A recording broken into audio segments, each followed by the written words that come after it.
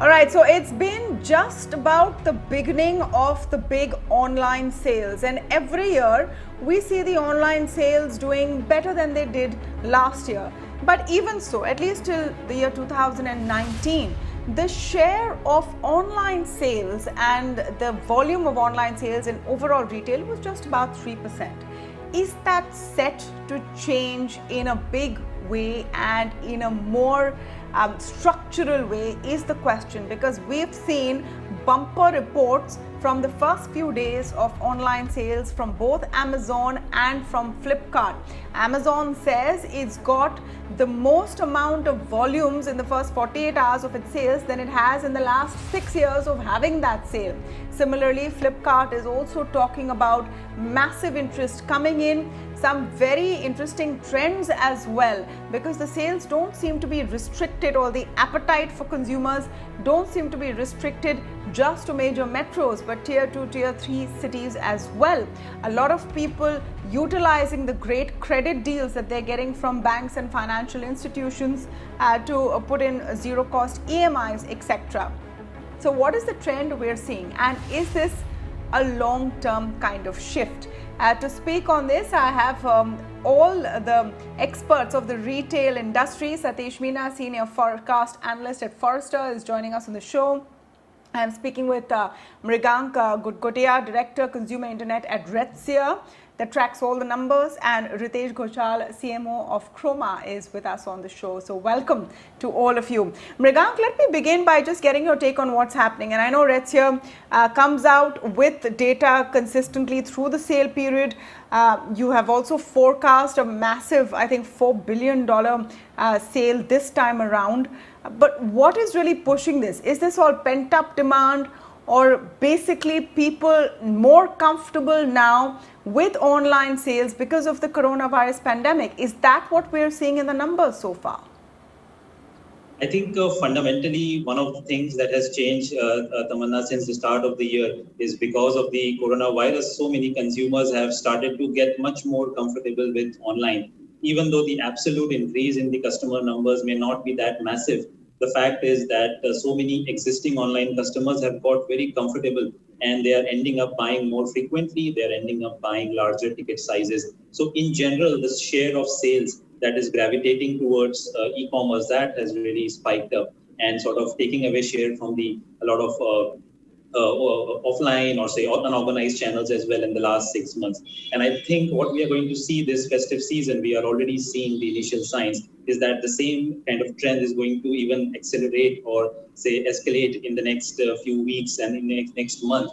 And I think we expect the online penetration to reach double-digit levels at least in this particular month, due to a combination of customers getting comfortable with online and the platforms really providing all sorts of attractive offers in terms of bank deals, upgrade offers, and simply the ability to stay at home, stay safe, and get the product at a discounted rate within 24 or 48 hours. So that's like a win-win for customers, and that's where a lot of their wallet share is increasingly kind of going up, much more so than ever before seen in the history of Indian e-commerce. So that is why we believe it's really a monumental year for Indian e-commerce, and a lot of this growth that is happening in this year is set to continue in the near-term future as well.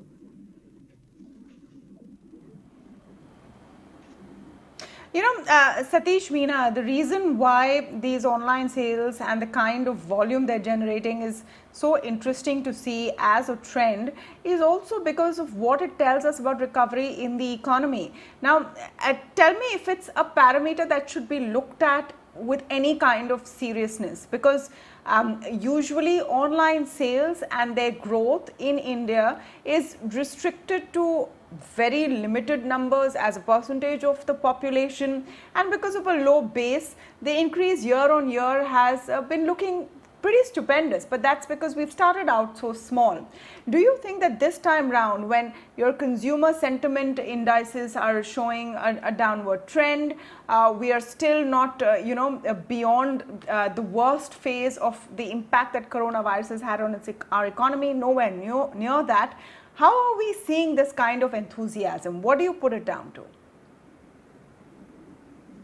So I think there are two things. One is it's not that consumer are spending extraordinary. They are spending, which they're supposed to spend during festive period. A lot of this is also coming from offline because they're not purchasing from offline stores. They are buying from online. And you can expect, most of the consumers are trying it online or increasing the number of categories which they're purchasing online. When they have spending power coming back to them next year, they will spend more online. So it's not a one-time phenomenon. You have already seen categories like TV, smartphone, fashion, with a decent enough penetration, with almost 15% fashion being purchased online, almost 45% is of smartphones being purchased online. So, increasingly customers are purchasing more and more online. Consumer spending, yes, there is a pressure because of a lot of our sectors are under stress as of now. But once things look to recover, maybe from next year or later of the next year, you can see more and more spending coming to the online channel. So this is a trend that will continue, and you can expect more and more buyers and households to adopt this. Second part is this will also give a buzz to the online grocery buyers, because now they will experiment with online grocery purchase. A large chunk of this household should expect to continue purchase even after COVID-19 goes away or something, it slowed down. So that's a big category when it comes to retail. And if customers start purchasing grocery online, that's a massive jump to both the online marketplaces and the e-commerce market.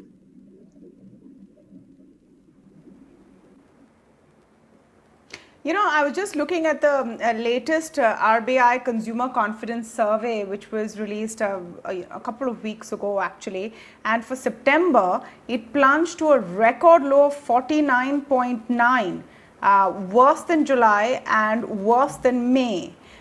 The forecast for the next year has improved. So basically, this is a survey that the Reserve Bank does of households to see how households are feeling. It's a sentiment survey. And it showed that consumer confidence was trending downwards. You can't directly conflate the two, but it's interesting to see that perhaps there is a section of consumers who are feeling confident enough to go out and spend money, considering how many of them are buying or making purchases on EMIs where they're committing to payments over time. Ritesh, are these coming out of your pocket? What I mean to say is online growing at the expense of offline because of the situation created by COVID-19? Look, number one, I don't buy the online numbers. They are, that's a different discussion altogether. What I can tell you is our business was growing in August. No, it's a very valid one. Sorry? Sorry, I missed that. It's a very valid one, Ritesh. You must expand on it because that's the discussion. These are the numbers that have been put out. So if you don't believe in those online numbers, you must expand you haven't on it. Put out any numbers. It's a valid part of this discussion. You have just said that they'll do more than they did last year. But I don't have the numbers, so I can't really analyze the numbers. What I can tell you is my numbers. We are also organized retail, and one of the other panelists made a point about unorganized retail losing out, which is definitely the case.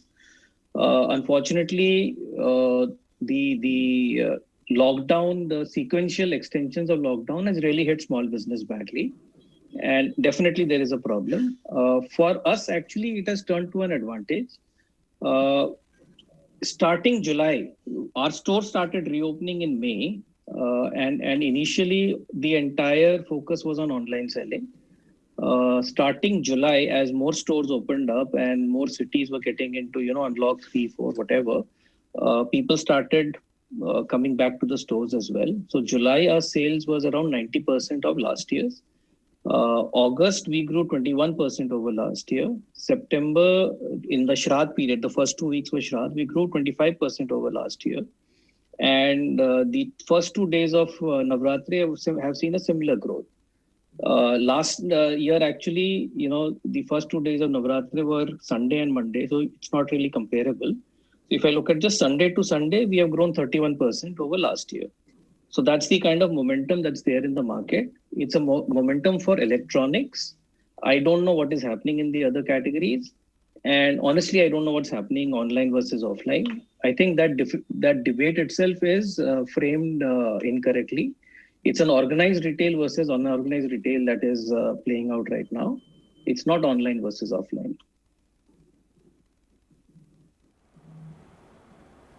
No, but Ritesh, the question simply is that today, if someone wants to buy electronics, it's not about online versus offline or organized versus unorganized.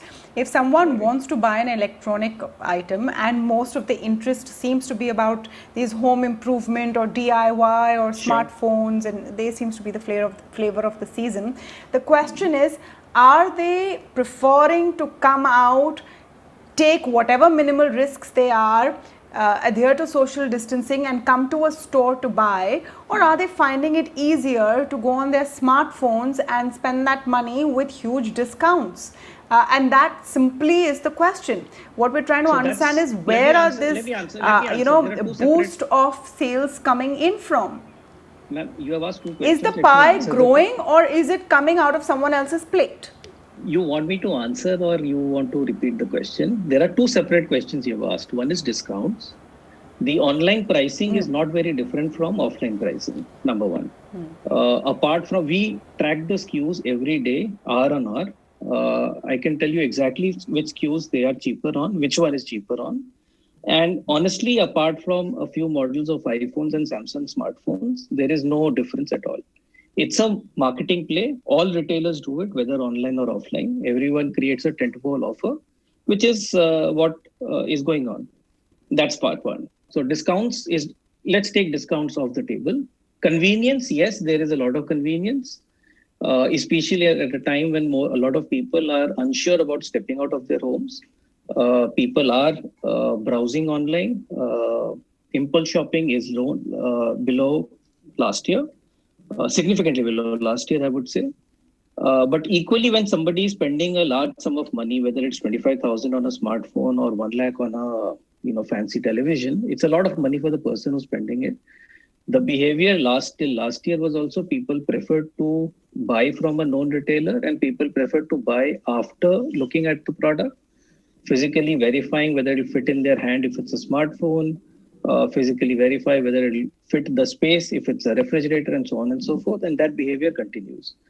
In Croma, through the course of the lockdown, we had started a lot of services like buying over a phone call, booking an appointment at the store, buying over a video call. All of those things are doing really well. Our online portal is doing roughly 4.5 times what it did last year as we speak. However, from the day the stores have opened up, the queues have started at the stores. So there is still a huge chunk of people who would much rather come to the stores rather than buy online. That's essentially the answer. Okay. Fair enough. Mrigank, you want to come in on how sustainable this trend is and what the numbers might finally end up at. Also, we have been talking about two major players and their bumper sales. So are we seeing the entire online shopping space getting concentrated with these two major players around this sale period is becoming a bigger and bigger event in terms of the retail pie? Right. So let me try to answer the second part first, the concentration of, say, at least the online sales. I think historically we have seen that the top two players have really accounted for potentially more than 80-85% of the total online sales that happens, especially during the festive period. But throughout the year as well, I think the online share has been fairly very high. But and I think a lot of it is propelled by the simple fact that they have a very massive infrastructure for delivery, a wide range of selection, and obviously spending on offers and discounts and so on. But I think at least in this festive sale, one of the consumer trends that we are seeing, and I think it is the convenience cases, right? I think discounting is potentially not as massive as online as it was, say, perhaps 3 years ago, 4 years ago. It was a completely heavily discounting driven game. And what our data shows is that this year, potentially, it is a much more of a balanced discounting in some sense. So which means that consumers are shopping online for convenience, right? So the consumers are browsing for the products, looking to wait at the convenience of their homes and get the products delivered. So, which means in some sense it potentially creates to some extent a more level playing ground for the smaller e-commerce companies as well, which would have potentially lost out in a completely discount battle. So that's why we believe that this year could be the one. Whereas more consumers look for more than just discounts when shopping online. It is a year when the smaller horizontal companies, or say even some of the vertical companies focused on beauty category, even grocery category, even the fashion category, I think they all stand a chance to benefit much more than before. So a much more equitable sort of a growth for the online players, and even the omni-channel or say the online divisions of the offline companies. I think we see a much more balanced growth across all these players, and not just two players using discounts to sort of dominate. So that's one story that we see on the competition side. I think just talking about the sustainability and how the sales are sort of trending towards, I think at the start of the event, our numbers had forecasted about $4 billion of sale over the first event or the first 7 days. I think the first 2.5 days are pretty encouraging signs is what we have seen. And we have seen that more than 50% of our sales forecast has already been achieved online through a combination of the two big players as well as some of the smaller players, the omni-channel players. So a very good explosive start even to the online festive sales season. And we are confident that the 4 billion sales forecast that we had made, which seemed to be aggressive at that time, 50% higher YOY, I think that's going to be relatively easily achieved this time around. And I think just talking about the sustainability, I think if this is the year where consumers finally shop for convenience rather than discounts, then we are pretty confident that a good chunk of the consumers will continue to do so, at least even after the offline completely opens up. Of course, there will be a chunk of customers who want the touch and feel of the appliances and so on. There is a chunk that will continue to shop online, and we are predicting up to 5-6 levels of percent of online penetration even after a year or so.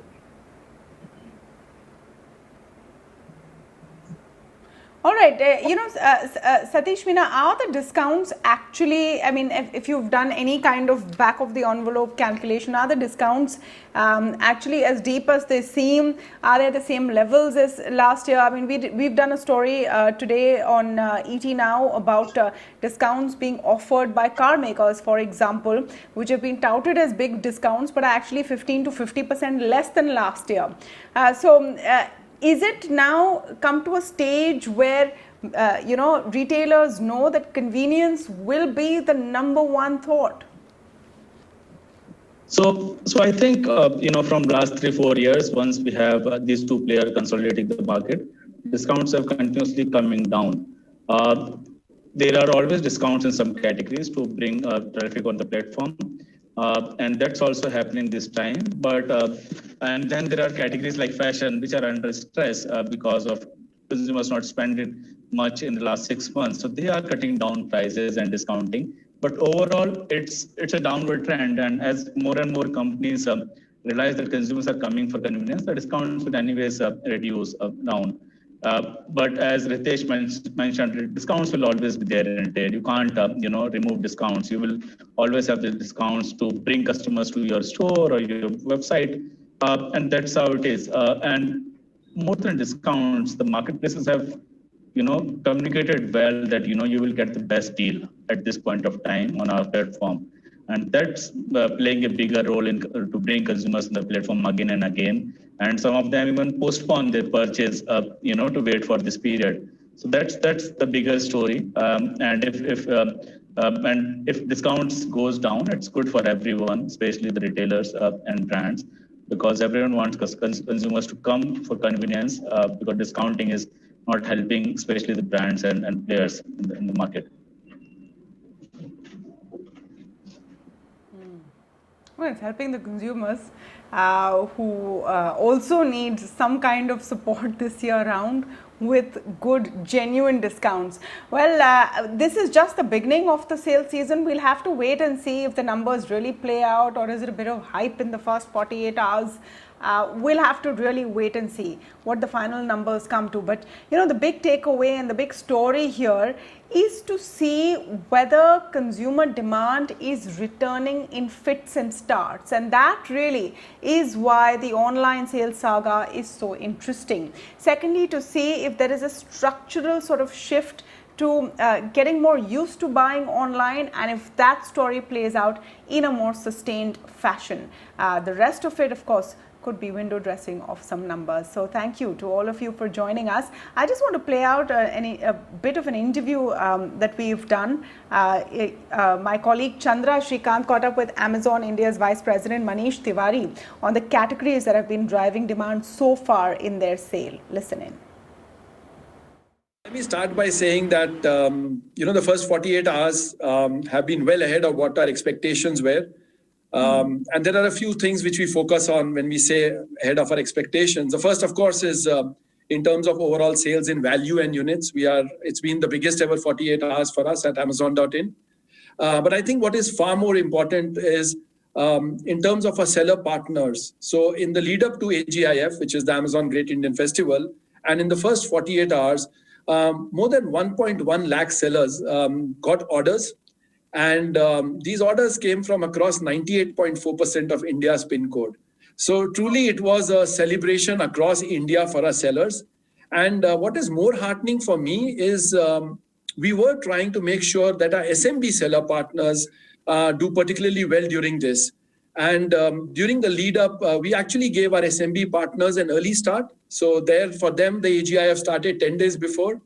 And for our consumers shopping on any of those 4 crore products which are offered by SMBs, they would get discount coupons, which they could use during AGIF. And more than 1.4 million such coupons were issued. And clearly reflects on the performance. More than 5,000 of our SMBs have recorded sales of more than 10 lakh rupees during the lead up and the 48 hours. So that's like one of the biggest highlights for us in terms of what's happened. The first 24 hours, as you're aware, was for our Prime members, and we had our biggest ever day in terms of shopping for our Prime members. So that's been really something we were looking forward to, and clearly reflects that Prime members loved what was there, what our sellers were offering during that period. In terms of customers, new customers, again, it's been our biggest 48 hours for new customer acquisition. And more than 91% of these new customers come from tier 2 and below towns. So the trend of more and more customers signing in from and becoming customers on Amazon.in from smaller towns continues to get stronger and stronger with every passing month. So those are some of the big trends we have seen, Chandra, during the first 48 hours.